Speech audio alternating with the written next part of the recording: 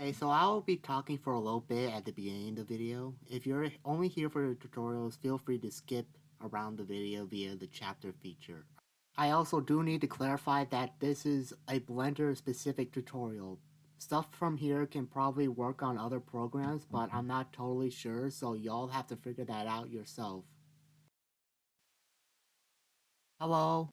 Yes, it's me. Wow, Rex. That one guy who made that one Pomni video that actually took like 2/3 of his in total view count. I still don't get why. Why? So this is my avatar. I know it looks basic. It legit just took me like 2 days to fully make this. I also know that I sound like one of those 14-year-olds at the local middle school that smokes crack or something, I don't know, in this public restroom. But I'm not, okay? I'm off to college. I also don't do drugs. That's probably also useful to know. Can y'all tell this is not scripted? Because it's not scripted. I didn't bother.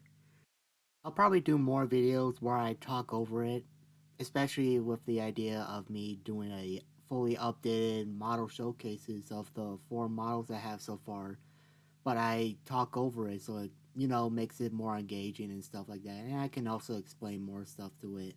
Well, who cares about all that? You're all here for tutorials and let's get to it now because I don't have a lot of time to do it. Alright, let's go. Yeah! So in this section of the video, I'll be going over how I made Huggy Wuggy's eyes, specifically how I did the eyelids and the iris.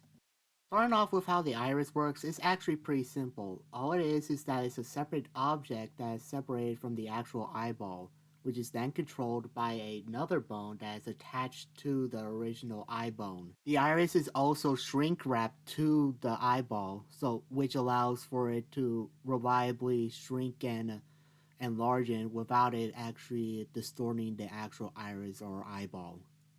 Now going over to how the eyelids work is actually just a circle that is slightly larger than the original eyeball. The way the eyelids appear and disappear is via a Boolean effect which is targeted towards an invisible box which covers all of the eye.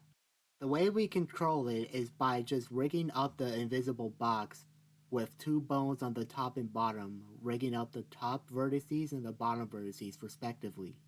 This also allows you to also rotate the vertices, which can allow for a more sad, angry, or generally just more expressive emotions via the eyes. To get the invisible box, simply just press the H key while highlighting the box itself. If you want to see me make the whole eye, including both the iris and eyelid method that I mentioned in this section, go to the corresponding link below. This took me about 7 minutes to make the whole thing. Before we get into this section fully, I need to explain what I mean by bone switches. Bone switches are bones which control drivers on either the model itself or the armature.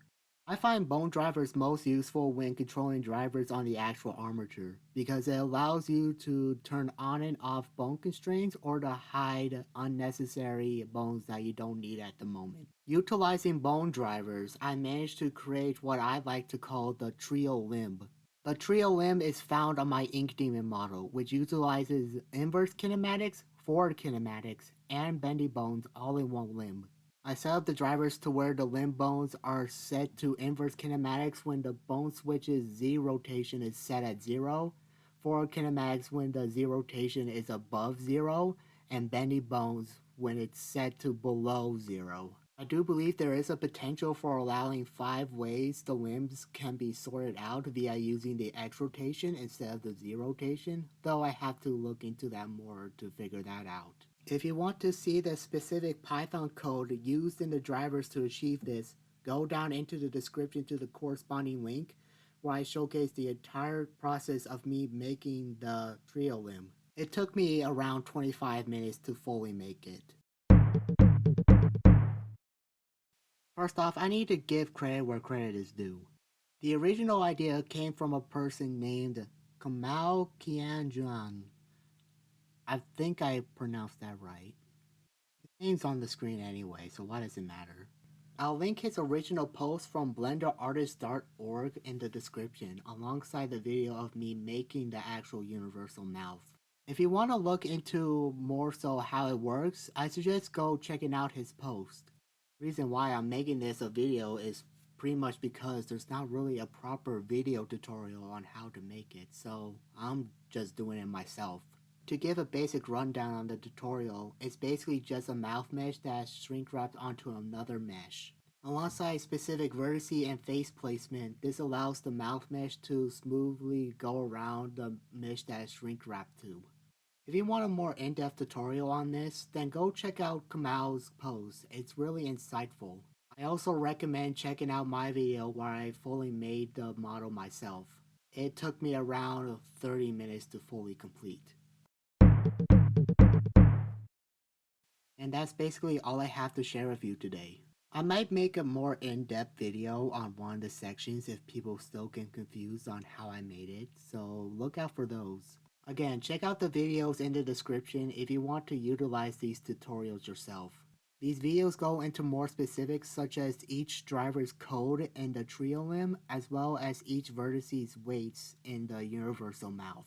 They are a bit long, especially the universal mouth and the trio limb videos, but they are good to follow along. But yeah, that's basically the end of the video. I hope you enjoyed it, and I also hope that you don't find my voice annoying. So see ya in the next one. Bye.